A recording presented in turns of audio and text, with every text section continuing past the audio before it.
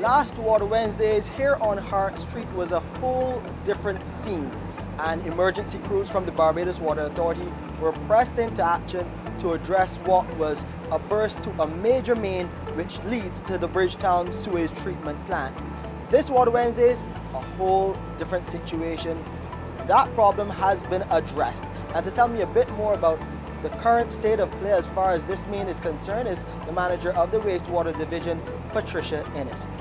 Miss Ennis, a whole different picture here last week.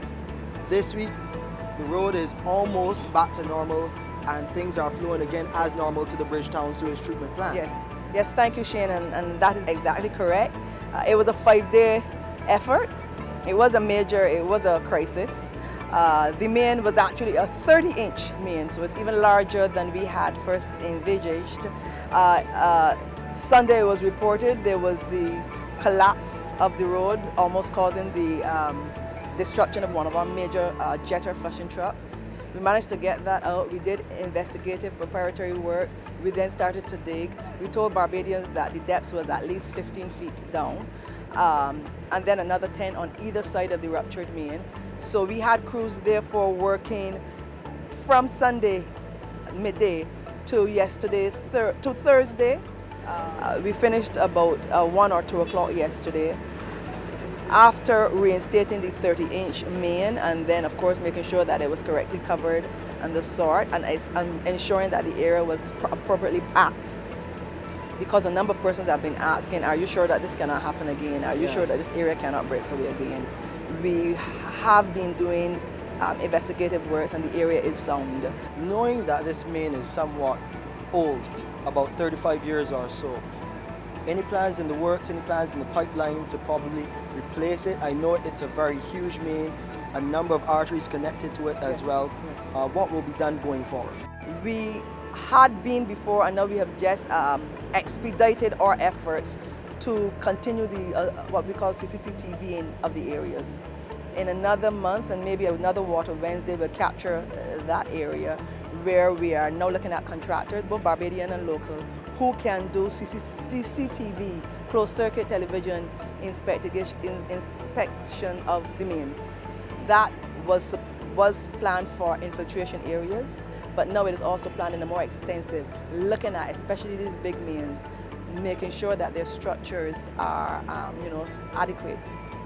This way we can identify any of our, especially the major mains, which may have a lot of compromising areas, to be sure and address those. So we just wanted Barbadians to know this is indeed the next step.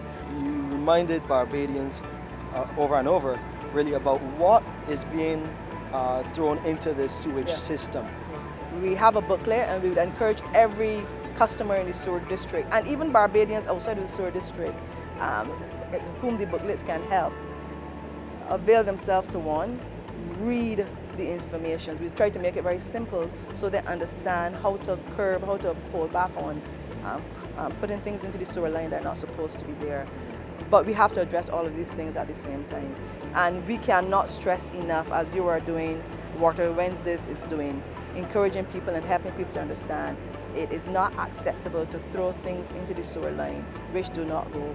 The 3 Ps still maintains. The paper, toilet paper, urine, and the number 2s. Those are the things that belong into the sewer line, nothing else. Well, you heard that message, and I'm hoping that you're receiving it and understanding the things you can throw into the system and the things you should not throw into the system. Of course, the situation here at Hart Street has been sorted. The road is packed and again passable to pedestrian and vehicular traffic.